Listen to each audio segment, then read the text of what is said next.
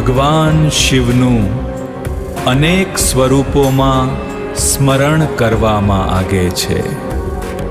તેમનું એક સ્વરૂપ આપણને શીખવે છે કે મહાનતા સંપત્તિ કે બાહ્ય વૈભવ પર આધારિત નથી. મહાદેવજી પોતે અનાસક્તિ અને સરળતાના પ્રતીક છે.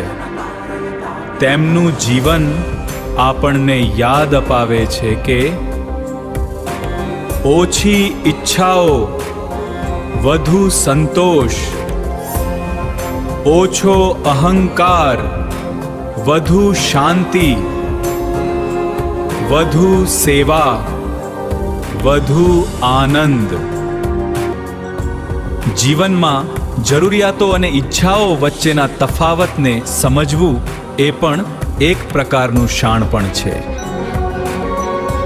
મહાદેવજી આપણને શીખવે છે કે સાચી સમૃદ્ધિ વસ્તુઓના સંચયમાં નહીં, પરંતુ સંતોષથી ભરેલા હૃદયમાં રહેલી છે. ઓમ નમઃ શિવાય.